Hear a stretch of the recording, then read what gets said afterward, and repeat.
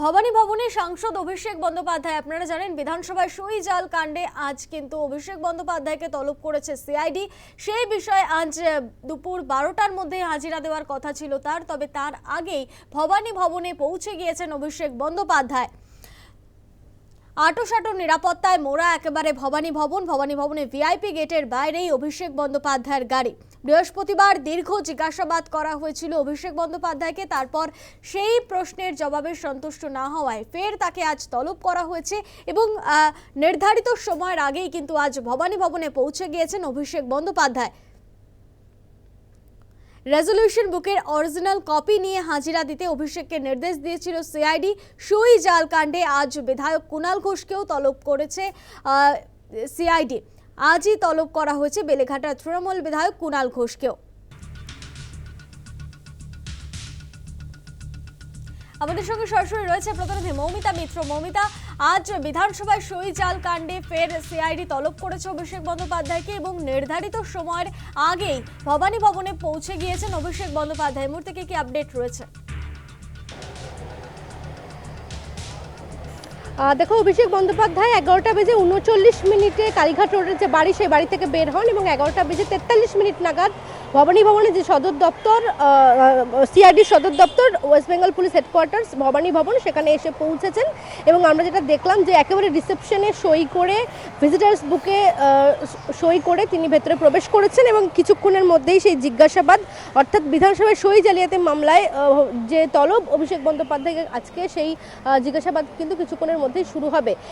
গত বৃহস্পতিবার অভিষেক বন্দ্যোপাধ্যায়কে প্রায় 5.5 ঘন্টা জিজ্ঞাসাবাদ করা হয়েছিল 11ই জুন এবং সেই জিজ্ঞাসাবাদের পরবর্তীতে আমরা যেটা দেখলাম যে একাধিক প্রশ্নের সদুত্তর দিতে পারেননি অভিষেক বন্দ্যোপাধ্যায়। মূলত রেজলিউশন বুক নিয়ে তাকে একাধিক প্রশ্ন করা হয় যে কেন বিধায়কদেরকে দিয়ে রেজলিউশন বুকে সই করানো হয়েছিল এবং সেক্ষেত্রে অরিজিনাল রেজলিউশন বুক কোথায় রয়েছে সেই প্রশ্ন কিন্তু তাকে করা হয়েছে এবং বৈঠকে না থাকার পরেও বিধায়করা তারা কিভাবে সেই রেজলিউশন বুকে সই করলেন সেই প্রশ্ন যেমন করা হয়েছে, কে বা কারা তারা সই করেছেন এবং অরিজিনাল রেজলিউশন বুক সেটি কোথায় রয়েছে সেই সংক্রান্ত প্রশ্ন কিন্তু একাধিক প্রশ্নে তাকে সম্মুখীন করা হয় এবং যেটা সূত্র মারফত আমরা জানতে পারছি যে বৃহস্পতিবারের যে জিজ্ঞাসাবাদ সেখানে কিন্তু এডিজি সিআইডি সুপ্রতিম সরকার তিনি উপস্থিত ছিলেন এবং আজকের যে জিজ্ঞাসাবাদ সেখানেও কিন্তু তার উপস্থিত থাকার কথা রয়েছে।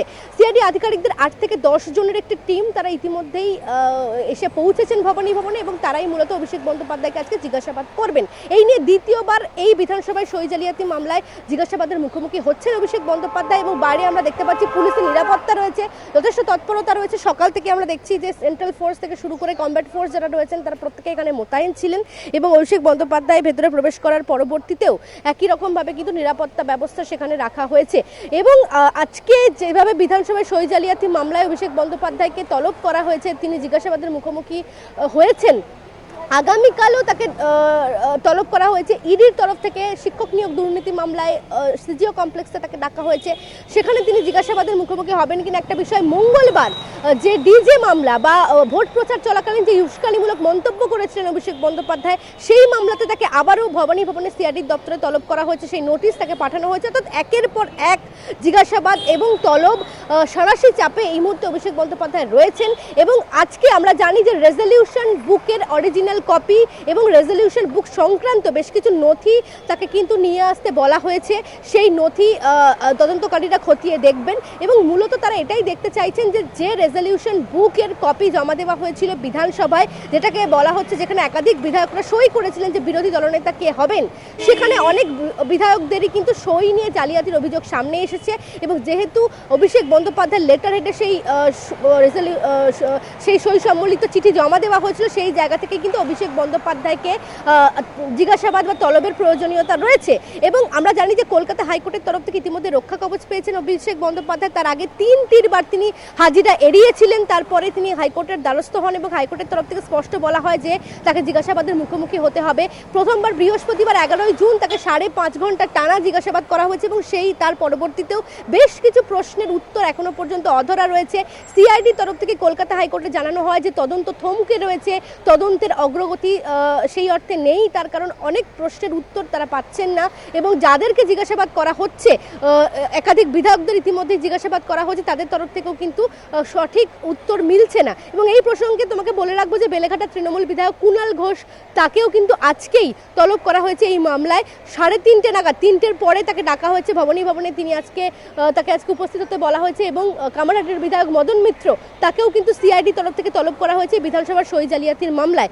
সব মিলিয়ে অভিষেক বন্দ্যোপাধ্যায় আজকে দ্বিতীয়বার জিজ্ঞাসাবাদের মুখোমুখি হচ্ছেন এবং কতক্ষণ তাকে জিজ্ঞাসাবাদ করা হয় বা রেজলিউশন বুক নিয়ে যে জায়গাগুলোতে এখনো পর্যন্ত ধোঁয়াশা রয়েছে, সেই ধোঁয়াশা আদৌ কাটে কিনা, বা আমরা যেটা দেখেছিলাম যে গত দিনের জিজ্ঞাসাবাদে অভিষেক বন্দ্যোপাধ্যায় অনেক প্রশ্নের পরিপ্রেক্ষিতেই তিনি কিছু জানেন না বা তার কাছে এই বিষয়ে কিছু তথ্য নেই, সেরকম উত্তর তিনি কিন্তু তদন্তকারীদের জানিয়েছিলেন এবং বারবার তিনি মেজাজ হারান, বারবার তিনি অ্যাজিটেটেড হয়ে যাচ্ছিলেন। সেই জায়গা থেকে আজকে দ্বিতীয়বার এই জিজ্ঞাসাবাদ বা এই তলব, সেই জায়গা থেকে একেবারেই 11:42 নাগাদ অভিষেক বন্দ্যোপাধ্যায় প্রবেশ করেছেন ভবানী ভবনে। এবং কতক্ষণ এই জিজ্ঞাসাবাদ চলে এবং তার পরিপ্রেক্ষিতে আদৌ কতটা তদন্তের অগ্রগতি কতদূর হয় এবং যে প্রশ্ন উত্তর খুঁজতে চাইছেন সিআইডি আধিকারিকরা, সেই উত্তর কতটা মেলে, সেই প্রত্যেকটা বিষয়ের দিকে আমাদের নজর রয়েছে।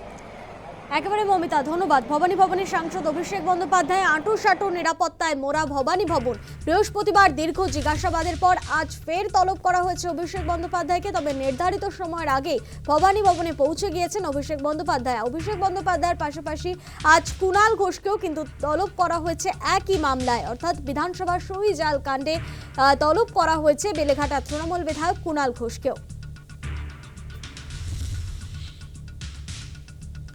ভবানী ভবনের সাংসদ অভিষেক বন্দ্যোপাধ্যায়, বৃহস্পতিবার তাকে দীর্ঘক্ষণ জিজ্ঞাসাবাদ করা হয়েছিল, প্লাস প্রায় 5.5 ঘন্টা জিজ্ঞাসাবাদ করা হয়। তবে তার উত্তরে অসঙ্গতি মিলেছিল, সন্তুষ্ট হয়নি সিআইডি আধিকারিকরা এবং তারপর তাকে আজ ফের তলব করা হয়েছে।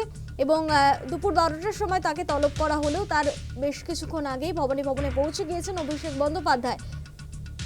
রেজলিউশন বুকের অরিজিনাল কপি নিয়ে হাজিরা দিতে বলা হয়েছিল অভিষেক বন্দ্যোপাধ্যায়কে। সই জাল কাণ্ডে কিন্তু কুণাল ঘোষকেও তলব করা হয়েছে আজ।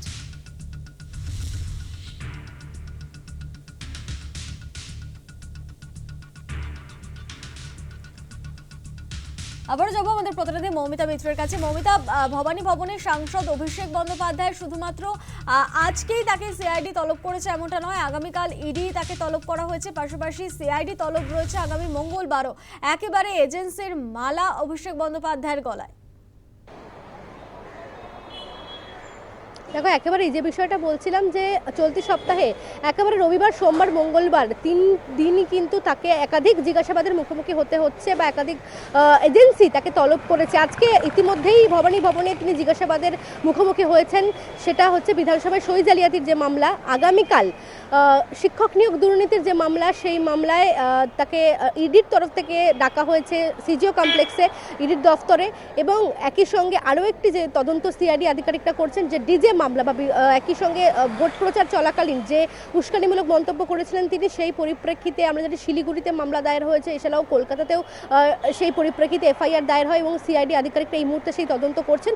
সেই মামলার পরিপ্রেক্ষিতে অভিষেক বন্দ্যোপাধ্যায়কে প্রথম নোটিশ দেওয়া হয়েছে এবং সেখানে মঙ্গলবার, অর্থাৎ তাকে কিন্তু সকাল 11টায় হাজিরা দিতে বলা হয়েছে ভবানী ভবনে।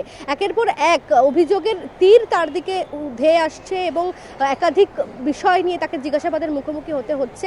এবং এর মধ্যে অবশ্যই সবথেকে গুরুত্বপূর্ণ বিধানসভার যে সই জালিয়াতির যে অভিযোগ এবং যার তদন্ত সিআইডি ইতিমধ্যেই করছে, সেখানে অবশ্যই আজকে অভিষেক বন্দ্যোপাধ্যায় দ্বিতীয়বারের জন্য জিজ্ঞাসাবাদের মুখোমুখি হলেন। এবং গত বৃহস্পতিবার তাকে প্রায় 5.5 ঘন্টা বা 6 ঘন্টা তাকে জিজ্ঞাসাবাদ করা হয়েছিল। 11:30 নাগাদ ভবানী ভবন থেকে তিনি বেরোন এবং তারপরে কালীঘাটে মমতা বন্দ্যোপাধ্যায়ের বাড়িতে যান। আজকে 11:42 নাগাদ তিনি এসে পৌঁছেছেন, অর্থাৎ নির্ধারিত সময়ের কিছুক্ষণ আগেই তিনি এসে পৌঁছন।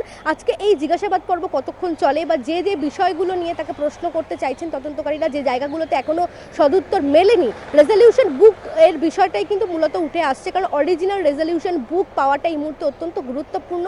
তা না হলে যে পরবর্তী ক্ষেত্রে যে ফরেন্সিক পরীক্ষা বা একাধিক বিধায়কদের সই মিলিয়ে যে দেখা হয়েছে, ফরেন্সিক এক্সপার্ট তারা যেভাবে সই মিলিয়ে দেখছেন, হ্যান্ডরাইটিং এক্সপার্ট যারা রয়েছেন, সেই বিষয়গুলো কিন্তু পরবর্তী যে প্রক্রিয়া সেটা অনেকটাই দেরি হচ্ছে বলে সিআইডির তরফ থেকে বলা হচ্ছে। এবং এই গোটা জিজ্ঞাসাবাদ পর্বে একজন হ্যান্ডরাইটিং এক্সপার্টকে রাখা হচ্ছে, তাকে সামনে রেখেই সেই জিজ্ঞাসাবাদ চলছে।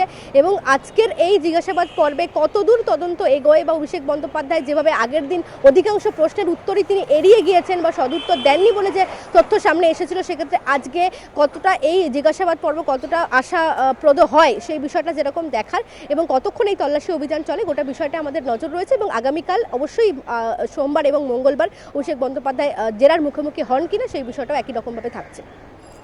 একেবারে মমিতা, ধন্যবাদ।